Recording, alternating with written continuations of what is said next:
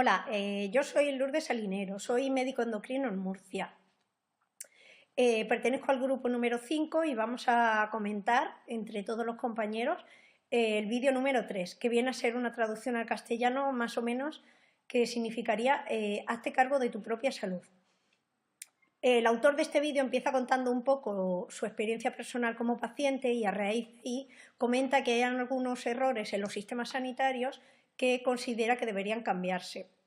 Cree que los pacientes tienen un papel demasiado pasivo en el cuidado de su salud y que la salud está un poco fragmentada porque cada médico especialista se centra solo en una parte del cuerpo, olvidando un poco lo demás.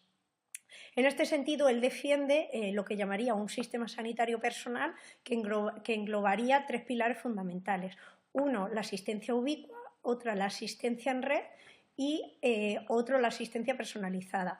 En cuanto a la asistencia ubicua, pues significa que estemos donde estemos podamos recibir asistencia sanitaria, por ejemplo, en nuestros domicilios sin tener que acudir siempre a los centros hospitalarios.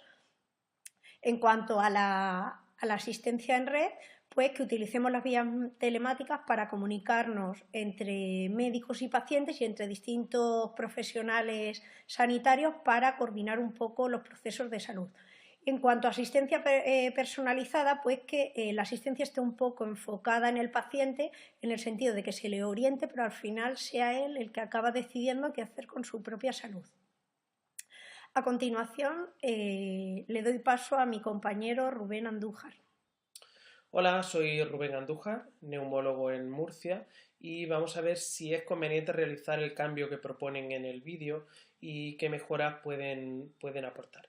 En el grupo 5 pensamos que sí es necesario que el paciente se implique en su proceso asistencial y que los sistemas sanitarios hagan una atención centrada en el paciente. El empoderamiento del paciente ha demostrado disminuir la morbilidad de estos pacientes, aumentar la seguridad y disminuir la utilización de recursos sanitarios, con lo cual se traduce también en una disminución de costes. El cambio del modelo asistencial a un modelo de cuidados crónicos puede conseguir mejorar la gestión de las patologías crónicas y agilizar el proceso asistencial y además mejorar el acceso universal de los pacientes, mejorando así la equidad de la atención.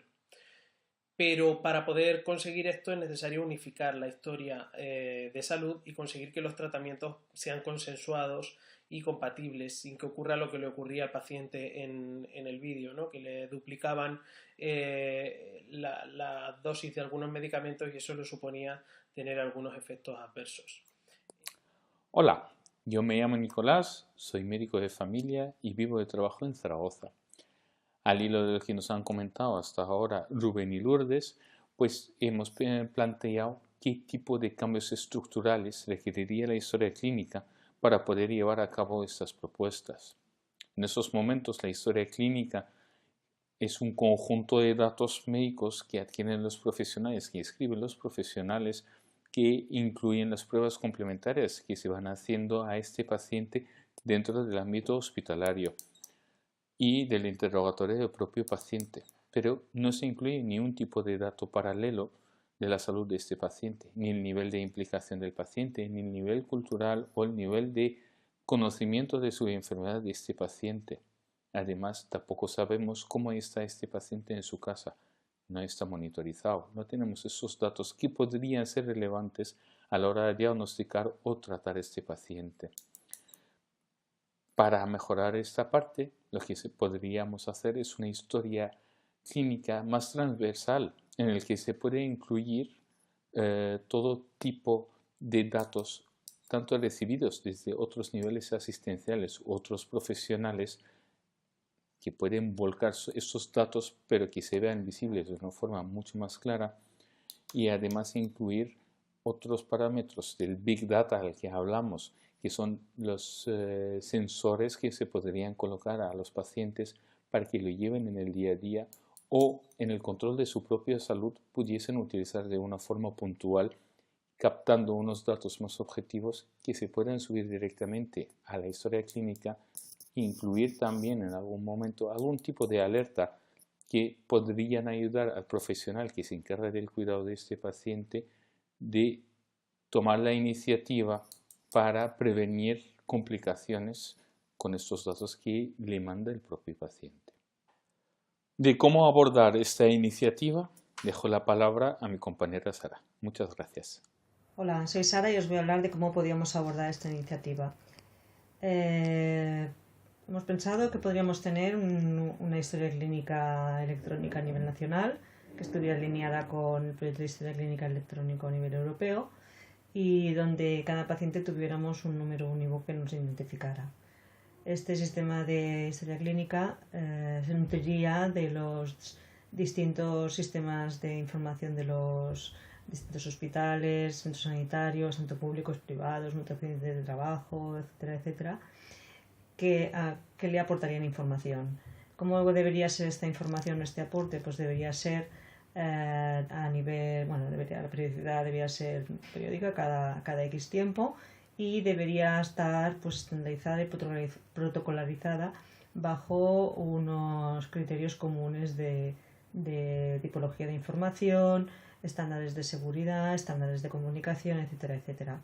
¿Qué nos beneficiaría? Pues nos beneficiaría a todos como paciente para poder acceder vía algún tipo de plataforma web, etcétera, a nuestros datos clínicos y nos beneficiaría también a nivel sanitario porque ahorraría muchos costes de pruebas y demás procesos que se realizan de manera redundante. Muchas gracias. Hola, me llamo María y soy enfermera y os voy a hablar de los puntos a tener en cuenta después de haber visto este vídeo en el que se nos dice que la telemonitorización favorece la adhesión al tratamiento por parte del paciente, su empoderamiento y tiene otros beneficios. En este caso hablamos de pluripatologías, con lo cual se tendrían que poner de acuerdo diversos profesionales sanitarios, con lo cual se propone la integración de la historia clínica. Pero hay que tener en cuenta otros aspectos, por ejemplo, valorar el impacto económico. Por un lado, hay estudios que demuestran que el paciente telemonitorizado pues, disminuye sus ingresos, disminuye sus desplazamientos y baja la morbilidad y la mortalidad. Pero por otro lado, habría que hacer un estudio del impacto que son el hecho de unificar la historia clínica como cambios organizativos en los centros de salud, la repercusión en la percepción de salud de los pacientes, la seguridad, el grado de satisfacción. Y luego hay otros puntos importantes como son la interoperabilidad semántica y la revisión de aspectos legales como la ley de los deberes y los derechos de los pacientes, la ley del manejo de la información electrónica y aspectos relacionados con la protección, la seguridad, la confidencialidad y la confianza en la información.